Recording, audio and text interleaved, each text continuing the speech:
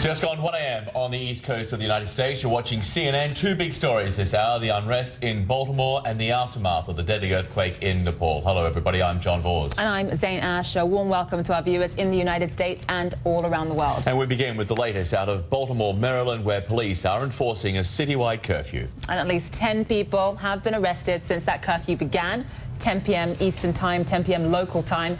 Some 2,000 National Guard members and more than 1,000 police are on the streets trying to maintain the peace. Officers used pepper bullets and smoke canisters. Some protesters were seen throwing objects back at police, but there were no major clashes. I get reports from the organization that we do not have a lot of activity or movement throughout the city as a whole, so the curfew is, in fact, working as the mayor had called. That curfew in effect, the curfew is working. You heard the police commissioner there, but this, of course, all follows violent protests and rioting Monday night after the funeral for Freddie Gray. Now, he is, of course, the African-American man, 25-year-old black man who died of a spinal cord injury a week after being arrested by police. Let's go to Miguel Marquez now, live in Baltimore with the very latest. So, Miguel, 3 hours into this curfew, it finally appears to be in effect. What's the latest where you are?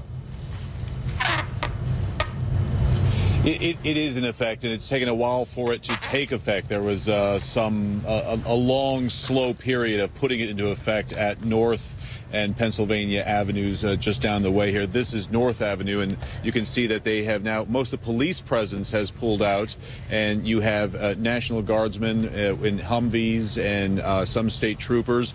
You can see the building, gives you the sense of the neighborhood here, the building that is completely abandoned there across North Avenue.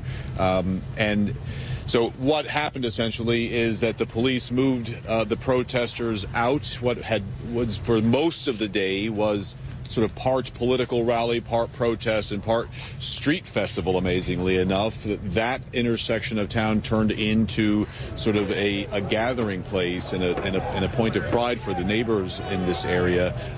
They came here.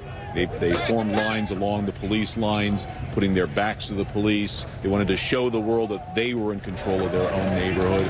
Police eventually got them to leave by moving their security cordon out farther and farther until it was a couple of blocks out.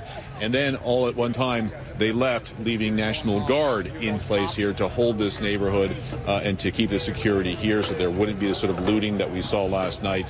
And then police are able to go to other places in the city and patrol. We have a car coming through here. Watch yourselves.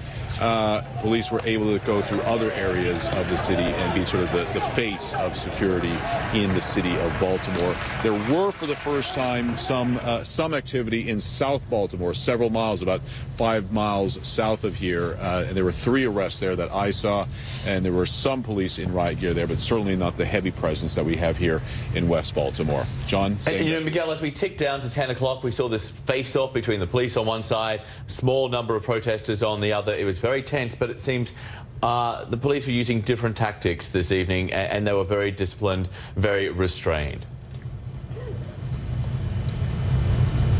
Yeah, and much slower to put them into play. They basically moved at a very slow pace to move protesters out of that area. Protesters and the media, there's so many media here now that the protesters and the media were for a while, not really just protesters, but community organizers in the media, they were trying to corral the media and keep the media out of the way, which turned into a bit of an odd and surreal situation. And then shortly after 10 p.m., the police started to assert themselves more aggressively, pushing the protesters out slowly. There was some bottle throwing. There was some rock throwing.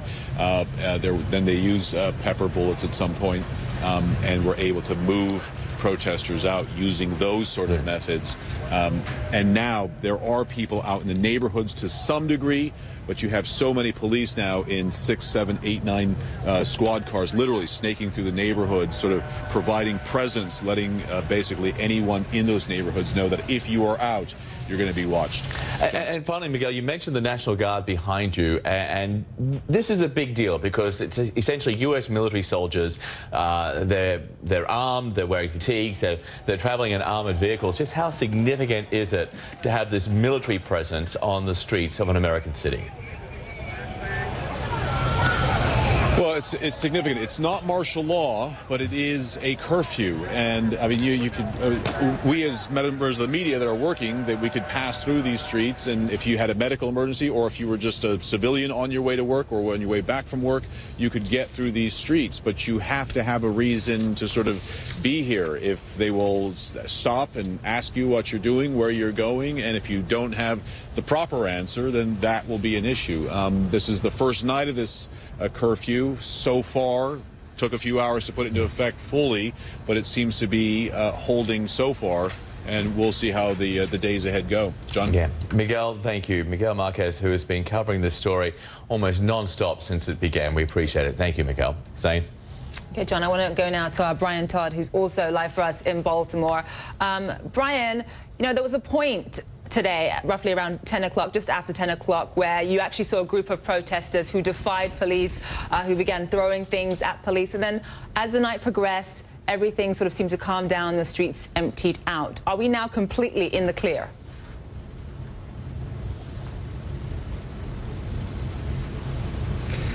Well, Zane, if we're not in the clear, we're pretty close to it, because this is an almost eerily quiet scene here at North and Pennsylvania Avenue. This right here was where the barricade of riot police was standing in an almost impenetrable line maybe a little over an hour ago. They have cleared out. They have opened this street to traffic. The only law enforcement presence we see are some National Guardsmen and a couple of police around here with their armored vehicles, their armored Humvees over here, and also down this street here. This is Pennsylvania Avenue, North Avenue. And I have to say that about 24 hours ago, about a block away from here, was one of the scarier scenes that we've seen. There was a car smoldering in the middle of the road at North and Fulton Street, and businesses were being looted. There was no police presence. We had to pull back for our own security about a block away. Very scary scene here. But as you see, it is completely empty. And we even saw people starting to clean up a little bit at 12:30 at night after these police had cleared out. Now, will they be back here tomorrow? We're not sure. We're not sure what's going to be happening tomorrow and into Friday. Friday is an important day when the police present their report on the Freddie Gray incident to the prosecutor in the state of Maryland, and then some recommendations for possible charges may be forthcoming or may not be. So that's going to be a big day to look forward to. This was the scene of one of the most notorious acts of destruction on Monday afternoon and into the evening. The CVS pharmacy, you can see it there, completely burned out. That was a huge fire. It took them several hours to get it under control, and it really symbolized the violence that was taking place here on Monday. That was the start of it, and it lasted for several hours. We were here until past this time last night reporting on it. Now the city of Baltimore is calm. We heard some other people talking tonight about how the crowds were restrained, how the police were restrained. That is certainly true. We saw volunteers from the crowd standing right here between the police and protesters, kind of becoming a barrier for them and pushing people out as the curfew approached, especially young people. It was pretty moving, actually, to see these volunteers saying, if you're under 17, go home, taking some of the young people that they knew and kind of escorting them out, telling them, get out of here, go home. This was a real sense of responsibility. You got the sense that the citizens here wanted to take back their neighborhood, and they appear to have done so tonight, Zane. Yeah, those citizens there in Baltimore certainly have a sense of pride, and what a difference a day makes. Very different images we're getting out of Baltimore tonight compared to Monday night. Okay, Brian Todd, thank you so much. We appreciate it. John? And so let's go to Jason Carroll now. He joins us with more from another part of Baltimore. So, Jason, it is all quiet where you are. That was not the case a few hours ago. No, not. Jason, no, it was not. Right. It was just the opposite, in fact, where we were standing here. In fact, we're standing in the same area where you just heard from. Yes, we're standing in the same area where we saw them before, where we saw Brian Todd out here. This is where the line of officers were standing. This is where it all happened. It was tense, no question about it. It was disappointing, no question about that, for some of those who came out here, like Reverend Pamela Coleman, who stood out here with a bullhorn for hours until her voice finally gave out, basically telling people, calling on people to be calm, calling on people to obey the curfew and go home. She was one of those people who stood between officers who were out here and some of those who were agitated here in the community and spoke to them one-on-one. This is what she said should have been done all along. Perhaps if more people were reaching out and talking to some of those who felt disenfranchised in the community, maybe we wouldn't be getting to where we are today. But police responded as best they could. This is one of the things here. I want you to take a look at this. This is one of the things that they were using against those who were defying the protest, defying the curfew, standing out here. It is called a rubber baton. They were firing this as some of those rioters, if you will, started throwing plastic bottles, water bottles, glass bottles, and rocks at police who were standing right where I'm standing now. The question now becomes, what happens tomorrow? What happens the next day? What happens the day after that? Today was better than yesterday. Perhaps tomorrow will be a little better than today. That is what many people in this community are hoping at this hour. And Jason, this is a citywide curfew. It's in place for a week, and the list of excuses for violating that curfew, it's pretty short. So what happens to anybody who is caught out after 10 o'clock at night, I guess, from this point on? Yeah.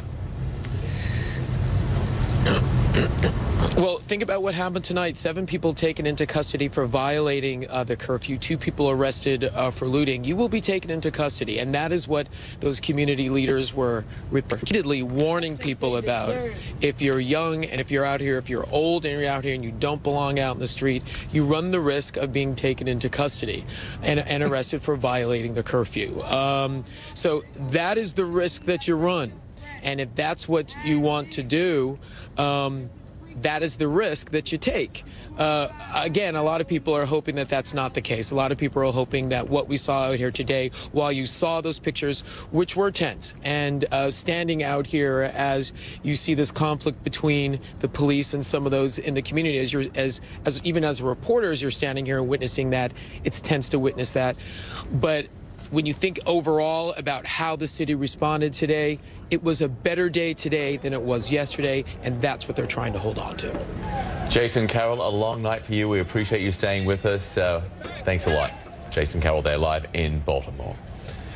And I guess the big difference, Zane, is what we've been hearing over and over again, is that the community leaders were the ones who were out on the street, and there were religious leaders out there urging people to stay calm. Certainly different from what we saw in Ferguson, but on Friday you have the Baltimore police investigation. They're presenting that to prosecutors. The question is, will the public learn anything, and if so, what will that change in the coming days and weeks to come? I also think one of the most jarring things, too, is actually seeing U.S. military on the streets. I mean, they're in fatigues, they're in armoured vehicles, they're having live ammunition, and they're on patrol. And this hasn't happened in Baltimore since 1968, since the assassination of Dr. King. Right.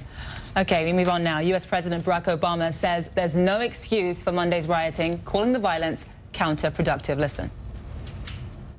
The violence that happened yesterday distracted from the fact that you had seen multiple days of peaceful protests. And one burning building will be looped on television over and over and over again.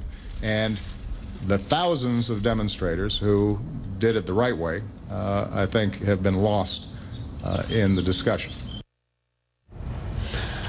Many in Baltimore are trying to pick up the pieces and move forward. Residents were out early on Tuesday morning, coming together to support their city. They spent the day cleaning up trash and sifting through debris after Monday's night of destruction.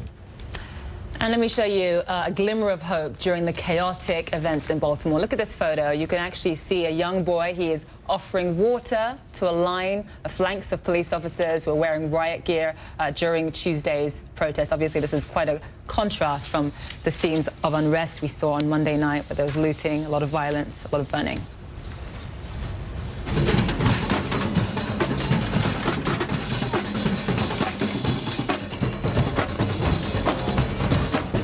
Music and dancing as well, as peaceful protests continued throughout the day on Tuesday. Sounds of drums there. Some people in Baltimore who are demanding justice, but they're doing it like this, peacefully. Okay, we're going to take a quick break here on CNN. When we come back, Indonesia carries out its executions and the international response is pointed. We'll have a live report on that after this break. Also, a race against time to rescue survivors from Saturday's devastating earthquake in Nepal. Dr. Sanjay Gupta visited a hospital which has saved hundreds of lives.